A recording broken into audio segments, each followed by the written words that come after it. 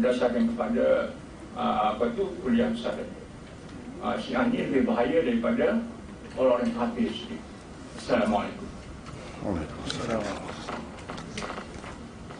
Tak boleh sebut. Pertama tak sebut nanti saya sebut. Ya. Terima kasih kepada saudara yang bertanya. Saya lupa nama saya Wazin Haji Ismail. Wazin Haji Ismail. Pekerjaan sebagai guru sekolah. Guru sekolah.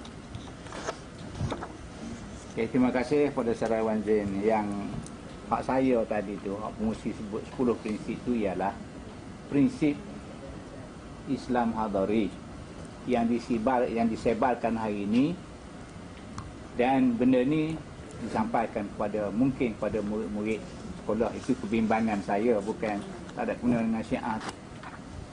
10 prinsip rukun Islam Hadari, prinsip Islam, bukan rukun, prinsip Islam Hadari. Jadi 10 prinsip tu yang saya sebut tadi, jika sekiranya benda ni disebarluaskan kepada pelajar-pelajar sekolah, saya bimbang satu ketika selepas tahun 2020 ni anak-anak kita akan hilang asas Islam yang 5 dan yang 6 itu. Mana rukun Islam dan rukun iman. Itu pandangan saya. Dan ini maksud saya supaya kita, ibu bapa, mesti peka dan prihatin dengan 10 prinsip itu. Dan ini saya timbulkan di sini kerana pada 23 bulan yang lepas, saya telah menghadiri satu seminar yang dianjurkan oleh Majlis Agama Islam dan Adat Istana Adat Melayu Kelantan, dan benda ini dikemukakan di dalam seminar itu oleh peserta-peserta kepada Profesor Dr. Osman Al-Muhammadi. Jawapannya sungguh tidak menyenangkanlah, tidak memuaskan, bukan tidak menyenang, tidak memuaskan. Kita fahamlah ada tujuan di sebalik, makna di sebalik, kerana tak mahu timbul satu kontroversi. Dia pun sedar, dia kata, dia pun tahu. Tetapi soalnya sekarang ditimbulkan oleh peserta-peserta, cara pengisian prinsip tu mungkin bagus, tapi dibimbangi. Itu akan jadi pegangan selepas 10 tahun ataupun 20 tahun akan datang oleh anak-anak kita hari ini.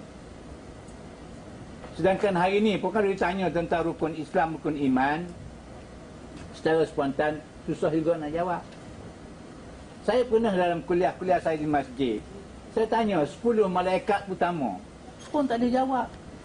Itu bukan budak-budak sekolah, orang dewasa dah yang belajar tauhid daripada liter minyak tanah dulu sampai hari ini. Siapa 10 malaikat yang utama yang menjalankan tugas tu? Saya sebut nama malaikat. Apa tugas dia? Nganggur belakang. Baru malam kemarin di sebuah surau masjid. Itu akidah.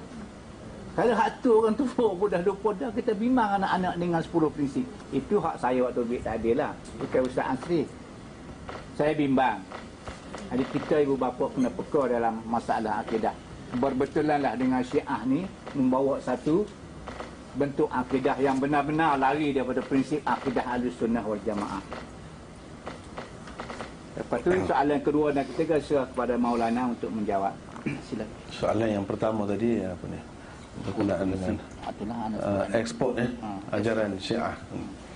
Memang mereka ini, kalau nak kata satu kelebihan lah, memang satu kelebihan, mereka amat bersungguh-sungguh dalam menyebarkan Syiah ini ke seluruh dunia sebenarnya, bukan ke tempat kita saja. Daripada mula-mula berjaya revolusi itu sampai sekarang, mereka gunakan duit sebanyak mungkin. Bahkan daripada maklumat yang saya dapatnya, sama dengan perbelanjaan untuk ketenteraannya, untuk sebarkan ajaran Syiah ke seluruh dunia dalam bermacam-macam cara. Dan mereka biasanya dalam penyebaran itu menyebarkan buku-buku diayat buku-buku propaganda, bukan buku-buku yang asal yang menjadi rujukan kita, yang menentukan akidah mereka. Mereka memang bersungguh-sungguh, dan banyak kemudahan yang diberikan kepada orang-orang yang bersedia untuk menjadi pendakwah atau pemubaligh dia secara tidak rasmi, secara tidak rasmi, sebab rasmi memang tak boleh, secara tidak rasmi. Dengan sebab itu, di suatu ketika dahulu, di masa mula-mula saya balik daripada luar negeri, memang banyak sekali lah seminar haji sana, seminar haji sini pada masa itu. Dan untuk pergi ni seminar haji, terutama di kalangan ustaz-ustaz terutamanya, memang ditawarkan percuma semua, tiket kapal terbang, penginapan, apa semua. Itu cara dia nak sebarkan. Dan bila kita pergi ke negara mereka, dia tidak tunjukkan perbezaan. Sebab tadilah mengamalkan taqiyah tadi. Jadi akhirnya orang yang terpedaya, ada orang kata ramai di kalangan kita sendiri, dan bukan tempat kita saja, di tempat-tempat lain pun terkeliru. Jadi ingat dia ni macam kita juga, dan sederhana, tidak ada yang berbeza dengan kita. Nampaknya dia pun nak menegakkan Islam. Jadi kenapa kita pula ni membesar-besarkan perkara kecil, bermusuh pula dengan dia? Jadi ramai yang terkeliru. Sehingga sekarang ni tempat kita saja ni berapa ramai yang terkeliru dengan ajaran Syiah. Kalau dalam Malaysia, dalam Kelantan ni pun memang ramai juga. Dan mereka ini sudah sampai ke peringkat memang mengkafirkan sahabat, betul-betul pegang akidah Syiah itu, betul-betul pegang akidah Syiah. Ada seorang pensyarah, dia sampai buang Quran dalam tong sampah. Pensyarah, pengajian Islam di salah sebuah universiti tempat kita. Sebab apa dia kata Quran ini palsu? Bukan yang sebenar. Sudah sampai ke peringkat itu. Bukan nenek moyang dia tu Syiah, tidak. Baru je. Sudah sampai peringkat itu. Dan mereka sudah mengamalkan pada upacara-upacara tertentu, macam upacara 10 Muharram itu, walaupun secara tertutup. Ini yang dieksportkan, pahaman ini sudah dipegang, sudah diterima oleh orang-orang kita, khususnya di luar negeri, negeri-negeri lain macam di Afrika, di Bangladesh, di mana memang hebat disebarkan. Sampai ke peringkat pada 10 Muharram itu secara tertutup, mereka pun sudah pukul dada. Tak ada kesedihan atas kematian Sayyidina Hussein lah. Seperti kalau di tempat-tempat yang orang dia ramai, memang dia berarak di tengah jalan.